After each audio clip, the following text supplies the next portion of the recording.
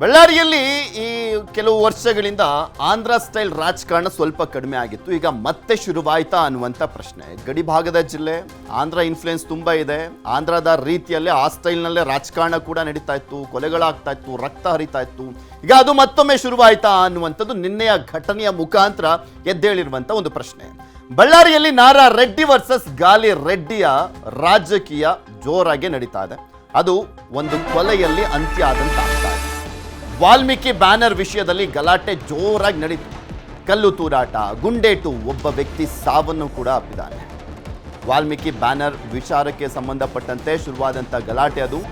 ಕಲ್ಲು ತೂರಾಟ ಆಗುತ್ತೆ, ಗುಂಡೇಟು ಬೀಳುತ್ತೆ, ಒಬ್ಬ ಕಾಂಗ್ರೆಸ್ ಕಾರ್ಯಕರ್ತ ಸಾವನ್ನಪ್ಪಿದ್ದಾನೆ. ಕಾಂಗ್ರೆಸ್ ಕಾರ್ಯಕರ್ತರಾಗಿರುವಂಥ ರಾಜಶೇಖರ್ ಸಾವನ್ನಪ್ಪಿರುವಂಥದ್ದು.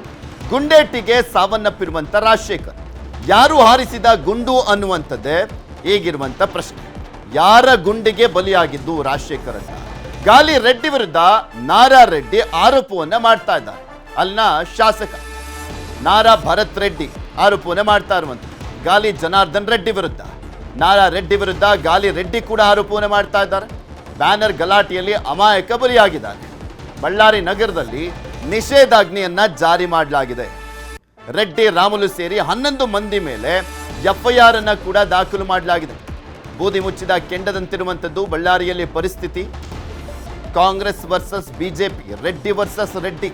ನಾರಾ ಭರತ್ ರೆಡ್ಡಿ ಹಾಲಿ ಶಾಸಕ, ಗಾಲಿ ಜನಾರ್ದನ್ ರೆಡ್ಡಿ ಹಿಂದೆ ಬಳ್ಳಾರಿಯನ್ನ ಸಂಪೂರ್ಣವಾಗಿ ತಮ್ಮ ಹಿಡಿತದಲ್ಲಿ ಇಟ್ಕೊಂಡಿದ್ದಂಥ ವ್ಯಕ್ತಿ. ಗಂಗಾವತಿಯ ಶಾಸಕ ಜನಾರ್ದನ್ ರೆಡ್ಡಿ ಅವರು.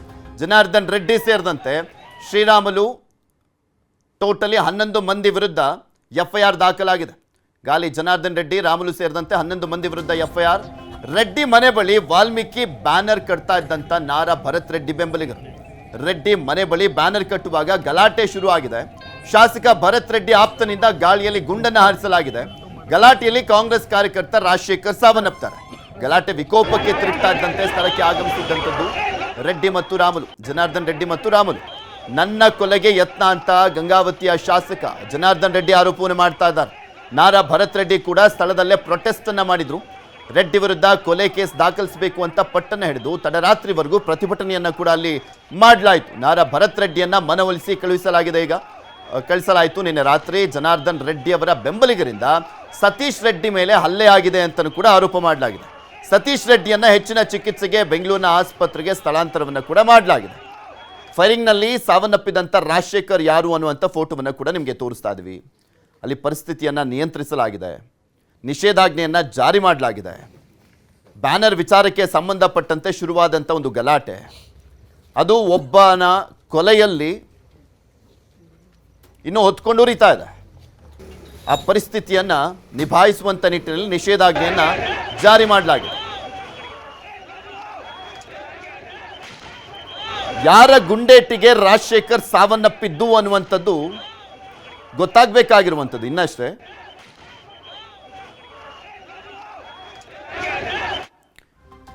ಬಳ್ಳಾರಿ ಗಲಾಟೆ ಬಗ್ಗೆ ನಾರಾ ಭರತ್ ರೆಡ್ಡಿ ಆರೋಪವನ್ನ ಮಾಡ್ತಾ ಇದ್ದಾರೆ. ಏನ್ ಆರೋಪ ಅವರದ್ದು? ಇನ್ನ ಜನಾರ್ದನ್ ರೆಡ್ಡಿ ಮತ್ತು ರಾಮುಲು ತಿರುಗೇಟನ್ನ ಕೂಡ ಕೊಟ್ಟಿದ್ದಾರೆ. ಅವ್ರು ಯಾವ ರೀತಿಯಾಗಿ ತಿರುಗೇಟನ್ನ ಕೊಟ್ಟಿದ್ದಾರೆ ನೋಡ್ಕೊಂಡು. ಸಾಯಂಕಾಲ ಹೊತ್ತು ಒಂದು 500 ಜನ ಹುಡುಗರು ಬಂದಿದ್ರು. ಅವ್ರೇನೋ ಮಾತಾಡ್ತಿದ್ರು. ಆ ಟೈಮಲ್ಲಿ ಅವರೇನೋ ಒಂದು ಕಲ್ಲು ಹೊಸೆಯೋದು, ಇವರೇನೋ ಒಂದು ಕಲ್ಲು ಹೊಸೆಯೋದು ಆಗಿದೆ. ಆ ಟೈಮಲ್ಲಿ ಒಂದು ಕಾನಿಸ್ಟೇಬಲ್ಗೆ ಒಂದು ಏಟು ಬಿದ್ದು ಅದರ ಪಕ್ಕಿಗೆ ಸತೀಶ್ ರೆಡ್ಡಿ ಅವರಿಗೆ ಒಂದು ಏಟು ಬಿದ್ದಿದೆ ಅಂತೇಳಿ ನನ್ನ ಮಾಹಿತಿ.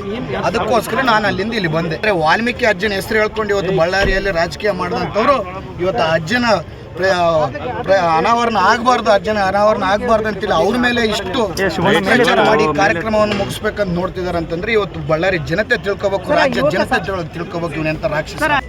ನೋಡಿ, ನಾರಾ ಭರತ್ ರೆಡ್ಡಿ, ನಾರಾ ಸುಬ್ರಹ್ಮಣ್ಯ ರೆಡ್ಡಿ ಇಬ್ಬರು ತಂದೆ ಮಕ್ಕಳು ಮತ್ತು ಅವ್ರ ಚಿಕ್ಕಪ್ಪ ಪ್ರತಾಪ್ ರೆಡ್ಡಿ ಎಷ್ಟು ದೊಡ್ಡ ಕ್ರಿಮಿನಲ್ಸ್ ಅನ್ನೋದು ಇಡೀ ಬಳ್ಳಾರಿ ನಗರಕ್ಕೆ, ಬಳ್ಳಾರಿ ಸುತ್ತಮುತ್ತ ಎಲ್ರಿಗೂ ಕೂಡ ಗೊತ್ತಿರುವಂಥ ವಿಚಾರ. ಇವತ್ತು ಕೇವಲ ಬ್ಯಾನರ್ ಅನ್ನುವಂಥ ಒಂದು ನೆಪ ಇಟ್ಕೊಂಡು, ಕೇವಲ ಬ್ಯಾನರ್ ಅಂತೇಳಿ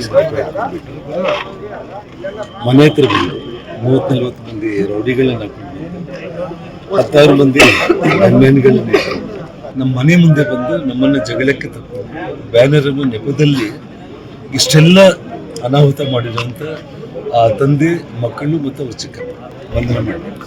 ಹೆಂಗ್ ಸತ್ತಾನಂದೇಳಿ ಇನ್ವೆಸ್ಟಿಗೇಷನ್ ಮಾಡಿ ಫೋರೆನ್ಸಿಕ್ ಟೆಸ್ಟ್ ಆಗಲಿ, ತಪ್ಪಿದಸ್ರ ಮೇಲೆ ಕಾನೂನು ಪ್ರಕಾರ ಏನು ಕ್ರಮ ತಗೊಳ್ಳಿ, ನಮ್ದೇನು ಅಭ್ಯಂತರ ಇಲ್ಲ. ಇವತ್ತು ಭಾರತ್ ರೆಡ್ಡಿಯವರು ಇವತ್ತು ಕೇವಲ ಸುಮ್ಮನೆ ರಾಜಕಾರಣಕ್ಕೋಸ್ಕರವಾಗಿ ಇಲ್ಲ ಮಹರ್ಷಿ ವಾಲ್ಮೀಕಿ ಪುತ್ಥಳಿಗೆ ಅನಾವರಣ ಮಾಡ್ತಾಯಿದ್ವಿ, ಅದಕ್ಕೋಸ್ಕರ ರಾಜಕಾರಣ ಮಾಡ್ತಾರೆ, ಅವ್ರಿಗೆ ಇಷ್ಟ ಇಲ್ಲ ಅಂತ ಹೇಳಿದ್ರೆ ಇಂಥ ವ್ಯಕ್ತಿಗಳಿಗೆ ನೀವು ಅವ್ರ ಮನೆ ಹತ್ರ ಬಂದು ಜಗಳ ಮಾಡಿಕೊಂಡು ಅವ್ರ ಮನೆ ಹತ್ರ ಫೈರಿಂಗ್ ಮಾಡಿ ಅವ್ರ ಹತ್ರ ಮನೆ ಹತ್ರ ದಾಂಧೆ ಮಾಡಿಕೊಂಡ್ರೆ ಅಲ್ಲಿ ನಿಮ್ಮ ಮನೆ ಹತ್ರ ಬಂದು ದಾಂಧೆ ಮಾಡಿದರೆ ನಮ್ಗೆ ತಪ್ಪಾಗಿದೆ. ಅವ್ರದ್ದು ಮನೆ ಹತ್ರ ಬಂದು ದಾಂಧೆ ಮಾಡಿ ನೀವು ತಪ್ಪು ಮಾಡಿ ಮತ್ತು ಪುನಃ ನಮ್ಮ ಮೇಲೆ ಹಾಕೋದು ಎಷ್ಟು ಕರೆಕ್ಟ್ ಇರ್ತದೆ. ನಾನು ಎಲ್ಲ ಪೊಲೀಸ್ ಆಫೀಸರ್ ಕೂಡ ಹೇಳಿದ್ದೀನಿ, ತನಿಖೆ ಮಾಡಿ ಫೋರೆನ್ಸಿಕ್ ಟೆಸ್ಟ್ ಮಾಡಿ ಯಾರು ತಪ್ಪಿರ್ತಾರೋ ಅವ್ರಿಗೆ ತಕ್ಕ ಕ್ರಮ ತಗೊಳ್ರಿ ಅಂತ ಹೇಳಿ. ಬಳ್ಳಾರಿ ಗಲಾಟೆಯಲ್ಲಿ ಕೈ ಕಾರ್ಯಕರ್ತ ಸಾವನ್ನಪ್ಪಿರುವಂಥದ್ದು ರಾಜಶೇಖರ್. ಮರಣೋತ್ತರ ಪರೀಕ್ಷೆ ಮುಕ್ತಾಯ ಆಗಿದೆ. ಬಳ್ಳಾರಿಯ ಬಿಮ್ಸ್ನಲ್ಲಿ ಮರಣೋತ್ತರ ಪರೀಕ್ಷೆಯನ್ನ ಮಾಡಲಾಗಿದೆ. ಪೋಸ್ಟ್ ಮಾರ್ಟಮ್ ಆಗಿದೆ ರಾಜಶೇಖರ್ದು. ಯಾರ ಗುಂಡು ಈತನ ದೇಹ ಹೊಕ್ಕಿದ್ವು ಅನ್ನುವಂಥದ್ರ ಬಗ್ಗೆ ಗೊತ್ತಾದ್ರೆ ನಂತರ ಯಾರು ಆರೋಪಿ ಅನ್ನುವಂಥದ್ದು ಗೊತ್ತಾಗುತ್ತೆ. ಯಾರು ಗುಂಡು ಆರಿಸಿದಂಥ ಹಿನ್ನೆಲೆಯಲ್ಲಿ ಈತ ಸಾವನ್ನಪ್ಪಿದ್ದ. ಬಿಮ್ಸ್ ಆಸ್ಪತ್ರೆಯ ಶವಾಗಾರದ ಬಳಿ ರಾಜಶೇಖರ್ ತಾಯಿ ಕಣ್ಣೀರನ್ನು ಹಾಕ್ತಾರೆ. ಮೃತ ರಾಜಶೇಖರ್ ನೆನೆದು ತಾಯಿ ತುಳಸಿ ಕಣ್ಣೀರನ್ನು ಹಾಕ್ತಾ ಇರುವಂಥದ್ದು. ದಿಕ್ಕು ತೋಚದೆ ಕಣ್ಣೀರಿಡ್ತಾ ಇದ್ದಾರೆ ರಾಜಶೇಖರ್ ಕುಟುಂಬದವರು. ನಾನು ನನ್ನ ಮಗ ಅಂಗಡಿಯನ್ನು ಇಟ್ಕೊಂಡಿದ್ವಿ. ನನ್ನ ಮಗ ಕಾಂಗ್ರೆಸ್ನಲ್ಲಿದ್ದ, ನನ್ನ ಪತಿ BJPಯಲ್ಲಿದ್ದರು. ನಿನ್ನೆ ರಾತ್ರಿ ಏನಾಗಿದೆ ಅಂತ ಗೊತ್ತಿಲ್ಲ ಅಂತ ತಾಯಿ ತುಳಸಿ ಕಣ್ಣೀರನ್ನು ಹಾಕಿದ್ದಾರೆ. ಆಸ್ಪತ್ರೆಗೆ ಭರತ್ ರೆಡ್ಡಿ ಚಿಕ್ಕಪ್ಪ ಭೇಟಿಯನ್ನು ಕೊಟ್ಟಿದ್ದಾರೆ. ನೋಡಿ, ಇಲ್ಲಿ ಸಾವನ್ನಪ್ಪಿದ್ದು ಯಾವುದೇ ಶಾಸಕ ಆಗಲಿ ಮಾಜಿ ಸಚಿವ ಅಲ್ಲ, ಕಾರ್ಯಕರ್ತರೇ ಸಾವನ್ನಪ್ಪದು. ಬ್ಯಾನರ್ ಕಟ್ಟೋದು ಯಾರು? ಏನು ಶಾಸಕ ಹೋಗಿ ಬ್ಯಾನರ್ ಕಟ್ತಾನ ಅಥವಾ ಮಾಜಿ ಸಚಿವ ಹೋಗಿ ಬ್ಯಾನರ್ ಕಟ್ತಾನ? ಇಲ್ಲಿ ಗಲಾಟೆ ಆದರೆ ಸಾವನ್ನಪ್ಪದು ಯಾರು? ಇದೇ ಕಾರ್ಯಕರ್ತರುಗಳು. ಸಿಕ್ಬಿಟ್ಟಿರ್ತಾರಲ್ಲ ಇವರಿಗೆ ಕಾರ್ಯಕರ್ತರು, ಹೋಗಿ ಕಟ್ಟಿ ಗಲಾಟೆ ಮಾಡಿ ಹೊಡೆದಾಡಿ ಸತ್ರೆ ನೀವು ಸಾಯೋದು. ನಾವು ಮನೇಲಿ ಇರ್ತೀವಿ, ಆದಮೇಲೆ ಒತ್ಕೊಂಡು ಉರಿಲಿ, ಬಂದು ಪೋಸ್ಟ್ ಕೊಡ್ತೀವಿ ನಾವು, ಯಾರ್ಯಾರ ಮೇಲೆ ಯಾವ ರೀತಿಯಾಗಿ ಮಾತಾಡ್ಬೇಕು ನಾವು ಮಾತಾಡ್ತೀವಿ ಅಂತಾರೆ ಆ ಥರದ ರಾಜಕಾರಣಿಗಳು.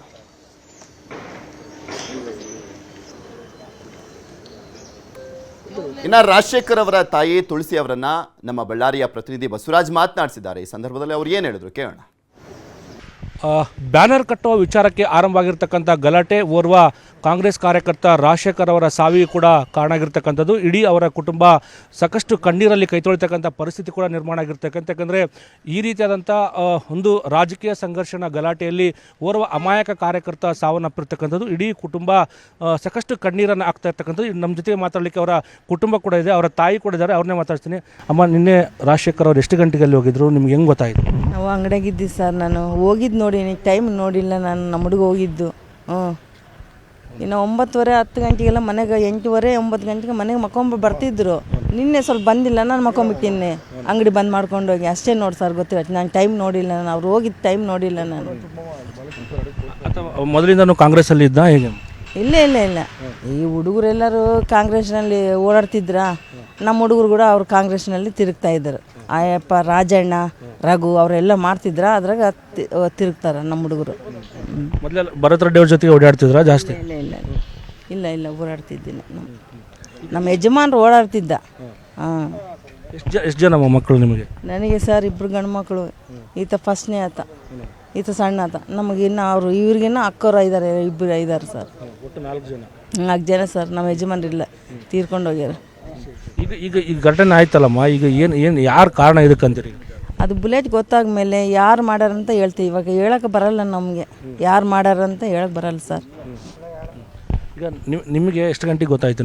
ನಿಮಗೆ ಈ ಥರ ಆಗಿದೆ, ಗಲಾಟೆ ಆಗಿದೆ? ಸರ್ ನಮಗೆ ರಾತ್ರಿ ಗೊತ್ತಾಗತ್ತೆ ಸರ್. ನಮಗೆ ರಾತ್ರಿ 9:20 ಗೊತ್ತಾಗತ್ತೆ. ಹಿಂಗೆ ಬುಲೆಟ್ ಬಿದ್ದತ್ತೆ ಅಂತೇಳಿ, ನಮ್ಮ ಅಣ್ಣಗೆ ಬಿದ್ದತ್ತೆ ನನಗೆ ಹಿಂಗೆ ಫೋನ್ ಮಾಡಿದ್ರೆ ಅವಾಗ ಗೊತ್ತಾಗತ್ತೆ. ಅಷ್ಟವರೆಗೆ ಗೊತ್ತಿಲ್ಲ. ಮೊದಲಿಂದ ಕಾಂಗ್ರೆಸ್ಸಲ್ಲೇ ಓಡಾಡ್ತಿದ್ರ ನಿಮ್ಮ ಅಣ್ಣ? ಸರ್ ಹ್ಞೂ ಸರ್, ಕಾಂಗ್ರೆಸ್ ಅಂತ ಅವಾಗ ಹೇಳಿವಲ್ಲ ಸರ್. ಈಗ ನೀವು ಯಾರ ಮೇಲೆ ಪರ್ಟಿಕ್ಯುಲರ್ ಇಂಥವ್ರಿಂದನೇ ಆಗಿದೆ ಘಟನೆ ಅಂತ ಕಂಪ್ಲೇಂಟ್ ಕೊಟ್ಟರೆ ಅಥವಾ ಹೇಗೆ? ಅವಾಗ ಕಂಪ್ಲೇಂಟ್ ಕೊಡೋಕೆ ಬರೋಂಗಿಲ್ಲ ಸರ್. ಯಾರ ಮೇಲೆ ಅಂತ ಕೊಡೋಕೆ ಬರೋಂಗಿಲ್ಲಲ್ಲ.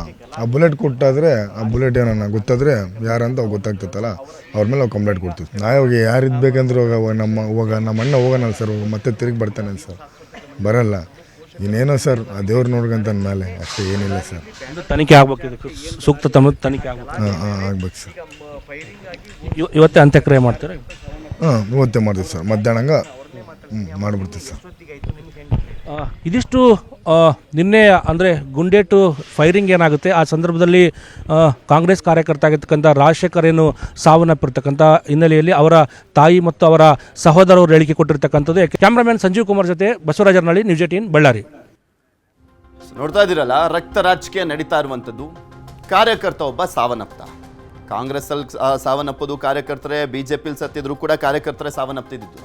ನಾಗಲೇ ಹೇಳ್ತಾ ಇದ್ನಲ್ಲ, ನಾಯಕರು ಯಾರು ಸಾವನ್ನಪ್ಪಲ್ಲ, ಅವ್ರ ಮನೇಲಿ ಆರಾಮಾಗಿರ್ತಾರೆ, ಎಲ್ಲ ಮುಗಿದ ಮೇಲೆ ಬಂದು ಹೇಳಿಕೆಗಳನ್ನು ಕೊಡ್ತಾರೆ ಹಂಗೆ ಹಿಂಗೆ ಅಂತೆಲ್ಲ. ಸಾವನ್ನಪ್ಪುವಂಥವ್ರು ಬ್ಯಾನರ್ ಕಟ್ಟವರು, ಅಲ್ಲಿ ಬಂಟಿಂಗ್ಸನ್ನು ಅಂಟಿಸೋರು, ಜೈ ಜೈ ಅಂತ ಕೂಗ್ತಾ ಇರ್ತಾರಲ್ಲ ಅವ್ರುಗಳೇ ಸಾವನ್ನಪ್ಪೋದು. ಇಲ್ಲೂ ಕೂಡ ಅದೇ ಆಗಿದ್ದು. ಅಲ್ಲಿ ಗುಂಡಾರಿಸಿದ್ದು ಯಾರು ಅನ್ನುವಂಥದ್ದು ಗೊತ್ತಾಗಬೇಕೀಗ. ಇದ್ರ ಬಗ್ಗೆ ಇನ್ನಷ್ಟು ಮಾಹಿತಿಯನ್ನು ಕೊಡ್ತಾ ಹೋಗ್ತಾರೆ ನಮ್ಮ ಬಳ್ಳಾರಿಯ ಪ್ರತಿನಿಧಿ ಬಸವರಾಜ್ ನಮ್ಮ ಜೊತೆ ನೇರ ಸಂಪರ್ಕದಲ್ಲಿ ಜಾಯ್ನ್ ಆಗಿದ್ದಾರೆ. ಬಸವರಾಜ್, ಹೇಗಿದೆ ಈಗ ಪರಿಸ್ಥಿತಿ? ಗುಂಡು ಯಾರ ಬಂದೂಕಿನಿಂದ ಹಾರಿದ್ದು ಅನ್ನುವಂಥದ್ರ ಬಗ್ಗೆ ಏನಾದರೂ ಮಾಹಿತಿ ಸಿಗ್ತಾ? ತನಿಖೆ ಯಾವ ರೀತಿಯಾಗಿ ನಡೀತಾ ಇದೆ? ಪೃಥ್ವಿರಾಜ್, ಬ್ಯಾನರ್ ಕಟ್ಟ ವಿಚಾರಕ್ಕೆ ಆರಂಭ ಆಗಿರ್ತಕ್ಕಂಥ ಗಲಾಟೆ ಓರ್ವ ಕಾಂಗ್ರೆಸ್ ಕಾರ್ಯಕರ್ತನ ಸಾವಿಗೆ ಕೂಡ ಕಾರಣ ಆಗಿರ್ತಕ್ಕಂಥದ್ದು. ಈಗ ಏನು ಮೃತ ರಾಜಶೇಖರ್ ಏನಿದೆ, ಮೃತ ರಾಜಶೇಖರ್ನ ಮರಣೋತ್ತರ ಪರೀಕ್ಷೆ ಕೂಡ ಈಗ ನಡೀತಾ ಇರತಕ್ಕಂಥದ್ದು. ಈಗ ನಾವು ಬಳ್ಳಾರಿಯ ಬಿಮ್ಸ್ ಆಸ್ಪತ್ರೆಯ ಶವಗಾರದ ಮುಂಭಾಗದಲ್ಲಿದ್ದೇವೆ.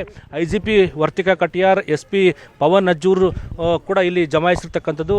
ಯಾಕೆಂತಂದರೆ ಯಾವಾಗ ಇನ್ಸಿಡೆಂಟ್ ಆದ ತಕ್ಷಣ ಆತನ ತಕ್ಷಣ ಆಸ್ಪತ್ರೆಗೆ ಕೂಡ ದಾಖಲು ಮಾಡಲಿಕ್ಕೆ ಪ್ರಯತ್ನ ಆಗುತ್ತೆ. ಆದರೆ ಆತ ದಾರಿ ಮಧ್ಯದಲ್ಲಿ ಕೂಡ ಕೊನೆ ಸುರುಳಿದಿರ್ತಕ್ಕಂಥದ್ದು. ಯಾವಾಗ ಘಟನೆ ಗೊತ್ತಾಗ್ತಾ ಇದ್ದಂತೆ ಅವರ ಇಡೀ ಕುಟುಂಬ ಸ್ಥಳಕ್ಕೆ ಧಾವಿಸ್ತಾ ಇರ್ತಕ್ಕಂಥದ್ದು. ಈಗ ಇಲ್ಲಿ ಕೂತಿರ್ತಕ್ಕಂಥ ಅವರ ಕುಟುಂಬ ಏನಿದೆ, ಅವರ ತಾಯಿ ಅಂದರೆ ರಾಜಶೇಖರ್ ಅವರ ತಾಯಿ, ಸಹೋದರಿಯ ಜೊತೆಗೆ ಅವರ ತಮ್ಮ, ಒಟ್ಟು 4 ಈ ಒಂದು ತುಳಸಿ ಏನಿದ್ದಾರೆ ಇವರಿಗೆ 4 ಕೂಡ ಮಕ್ಕಳು, 2 ಹೆಣ್ಮಕ್ಳು, 2 ಗಂಡು ಮಕ್ಕಳು. ಆದರೆ ಅದರಲ್ಲಿ ಹಿರಿಯ ಮಗ ಏನು ರಾಜಶೇಖರ್ ಇರ್ತಾನೆ, ರಾಜಶೇಖರನ ಅಂದರೆ ಅವರು ಕಳೆದ 2-3 ವರ್ಷಗಳಿಂದ ಆತ ಕಾಂಗ್ರೆಸ್ ಕಾರ್ಯಕರ್ತಾಗಿ ಓಡಾಡ್ತಾ ಇದ್ದ ಅನ್ನೋದುಗಳು ಕುಟುಂಬ ಸದಸ್ಯರು ಕೂಡ ಹೇಳ್ತಕ್ಕಂಥದ್ದು. ನಿಟ್ಟಿನಲ್ಲಿ ಕೂಡ ಯಾವಾಗ ಘಟನೆ ಗೊತ್ತಾಗ್ತಾ ಇದ್ದಂತೆ ಸಾಕಷ್ಟು ಕಣ್ಣೀರಾಗ್ತಾ ಇದ್ದಾರೆ. ಯಾಕೆಂತಂದರೆ ಯಾವುದೋ ಒಂದು ರಾಜಕೀಯ ಗಲಾಟೆಯ ಕಾರಣಕ್ಕಾಗಿ ನನ್ನ ಮಗನನ್ನು ಕಳೆದುಕೊಂಡೇವೆ ಅಂತೇಳಿ ಇಡೀ ಕುಟುಂಬ ಕಣ್ಣೀರಾಗ್ತಕ್ಕಂಥ ಪರಿಸ್ಥಿತಿ ಕೂಡ ನಿರ್ಮಾಣ ಆಗಿರ್ತಕ್ಕಂಥದ್ದು. ಮತ್ತೊಂದು ಕಡೆ ಶವಗಾರದಲ್ಲಿ ಕೂಡ ಈಗಾಗಲೇ ಮರಣೋತ್ತರ ಪರೀಕ್ಷೆ ಕೂಡ ಆರಂಭ ಆಗಿರ್ತಕ್ಕಂಥದ್ದು. ಈಗಾಗಲೇ ವೈದ್ಯರು ಕೂಡ ಮರಣೋತ್ತರ ಪರೀಕ್ಷೆ ಮಾಡ್ತಾ ಇದ್ದಾರೆ. ಅಲ್ಲಿ IGP, SP ಅವರು ಕೂಡ ಇಲ್ಲೇ ಸ್ಥಳದಲ್ಲಿ ಮುಖ ಮೂಡಿ ಅವರ ಕುಟುಂಬ ಸದಸ್ಯರನ್ನು ಕೂಡ ಒಂದು ಸಮಾಧಾನ ಪಡಿಸ್ತಕ್ಕಂಥ ಪ್ರಯತ್ನ ಕೂಡ IGP ಅವರು ಕೂಡ ಮಾಡಿರ್ತಕ್ಕಂಥದ್ದು. ಈಗ ಇಲ್ಲಿಗೆ ಅಂದರೆ ಈ ಒಂದು ಕುಟುಂಬ ಸದಸ್ಯರಿಗೆ ಸಾಂತ್ವನ ಹೇಳಲಿಕ್ಕೆ ಬಳ್ಳಾರಿ ನಗರ ಶಾಸಕ ಭರತ್ ರೆಡ್ಡಿ ಅವರು ಕೂಡ ಇನ್ನು ಕೆಲವೇ ನಿಮಿಷಗಳಲ್ಲಿ ಇಲ್ಲಿ ಸ್ಥಳಕ್ಕೆ ಬರ್ತಾರನ್ನೋ ಮಾಹಿತಿ ಕೂಡ ಈಗ ಸಿಕ್ಕಿರ್ತಕ್ಕಂಥದ್ದು. ಯಾವಾಗ ಘಟನೆ ಆಗ್ತಾ ಇದ್ದಂತೆ ಹೆಚ್ಚುವರಿ ಪೊಲೀಸರನ್ನು ಕೂಡ ಇಡೀ ಬಳ್ಳಾರಿ ನಗರದಲ್ಲಿ ಕೂಡ ನಿಯೋಜನೆ ಮಾಡಿರ್ತಕ್ಕಂಥದ್ದು. 144 ಸೆಕ್ಷನನ್ನು ಕೂಡ ಈಗ ಜಾರಿ ಮಾಡಿರ್ತಕ್ಕಂಥದ್ದು. ಯಾಕೆಂತಂದರೆ ನಿನ್ನೆ ಗಲಾಟೆ ಸಾಕಷ್ಟು ವಿಕೋಪಕ್ಕೆ ಹೋಗ್ತಕ್ಕಂಥ ಎಲ್ಲ ಸಾಧ್ಯತೆ. ಯಾಕೆಂತಂದರೆ ಒಂದು ಕಡೆ ಕಲ್ಲು ತೂರಾಟ ನಡೀತಾ ಇತ್ತು, ಮತ್ತೊಂದು ಕಡೆ ಫೈರಿಂಗ್ ಕೂಡ ಆಗ್ತಾ ಇತ್ತು, ಮತ್ತೊಂದು ಕಡೆ ಎರಡೂ ಕಡೆ ಗುಂಪಿನಿಂದ ಕೂಡ ದೊಣ್ಣೆ ಹಿಡಿದು ಹೊಡೆದಾಡ್ತಕ್ಕಂಥ ಪರಿಸ್ಥಿತಿ ಕೂಡ ನಿರ್ಮಾಣ ಆಗಿರ್ತಕ್ಕಂಥದ್ದು. ಎರಡೂ ಕಡೆ ಎರಡೂ ರಾಜಕೀಯ ನಾಯಕರಿಂದ, ಒಂದು ಕಡೆ ಜನಾರ್ದನ್ ರೆಡ್ಡಿ, ಮತ್ತೊಂದು ಕಡೆ ನಾರಾ ಭರತ್ ರೆಡ್ಡಿ ಅವರಿಂದ ಆರೋಪ ಪ್ರತ್ಯಾರೋಪಗಳು ಕೂಡ ಕೇಳಿ ಬರ್ತಕ್ಕಂಥದ್ದು. ಅಂದರೆ ಇಲ್ಲಿ ಪ್ರಮುಖವಾಗಿ ರಾಜಶೇಖರ್ ಅವರಿಗೆ ಬಿದ್ದಿರ್ತಕ್ಕಂಥ ಗುಂಡು ಯಾರ ಬುಲೆಟ್ ಅಂತಕ್ಕಂಥದ್ದು ಕೂಡ ಇನ್ನೂ ಯಕ್ಷ ಪ್ರಶ್ನೆ ಆಗಿರ್ತಕ್ಕಂಥದ್ದು. ಏಕೆಂತಂದರೆ ಭರತ್ ರೆಡ್ಡಿ ಅವರು ಆರೋಪ ಮಾಡ್ತಕ್ಕಂಥದ್ದು ಜನಾರ್ದನ್ ರೆಡ್ಡಿ ಅವರ ಬೆಂಬಲಿಗರು ಮಾಡಿರ್ತಕ್ಕಂಥ ಫೈರಿಂಗ್ ಅಂದನೇ ರಾಜಶೇಖರ್ ಅವರ ಸಾವಿಗೆ ಕಾರಣ ಅಂತೇಳಿ ಭರತ್ ರೆಡ್ಡಿ ಅವರು ಕೂಡ ಆರೋಪ ಮಾಡ್ತಾ ಇದ್ದಾರೆ. ಮತ್ತೊಂದು ಕಡೆ ಜನಾರ್ದನ್ ರೆಡ್ಡಿ ಅವರು ಕೂಡ ಏನು ಸತೀಶ್ ರೆಡ್ಡಿ ಅವರ ಖಾಸಗಿ ಗನ್ಮ್ಯಾನ್ಗಳೇನಿದ್ರು ಅವರು ಮಾಡಿರ್ತಕ್ಕಂಥ ಫೈರಿಂಗಿಂದನೇ ರಾಜಶೇಖರ್ ಸಾವನ್ನಪ್ಪಿರ್ತಕ್ಕಂಥ ಅದು ಕೂಡ ನನ್ನ ಒಂದು ಅತ್ತೆಯ ಕೂಡ ಸಂಚು ನಡೆದಿತ್ತು ಅಂತೇಳಿ ಜನಾರ್ದನ್ ರೆಡ್ಡಿ ಅವರು ಕೂಡ ಆರೋಪ ಮಾಡ್ತಾ ಇದ್ದಾರೆ. ಈಗಾಗಲೇ ಬಳ್ಳಾರಿಯ ಬ್ರೂಸ್ಪೇಟೆ ಠಾಣೆಯಲ್ಲಿ ಒಂದು FIR ಕೂಡ ದಾಖಲಾಗಿರ್ತಕ್ಕಂಥದ್ದು. ಜನಾರ್ದನ್ ರೆಡ್ಡಿ, ಸೋಮಶೇಖರ್ ರೆಡ್ಡಿ, ಶ್ರೀರಾಮುಲು ಸೇರಿದಂತೆ ಒಟ್ಟು 11 ಜನರ ಮೇಲೆ ಬ್ರೂಸ್ಪೇಟೆ ಠಾಣೆಯಲ್ಲಿ ಒಂದು ಪ್ರಕರಣ ಕೂಡ ದಾಖಲಾಗಿರ್ತಕ್ಕಂಥದ್ದು.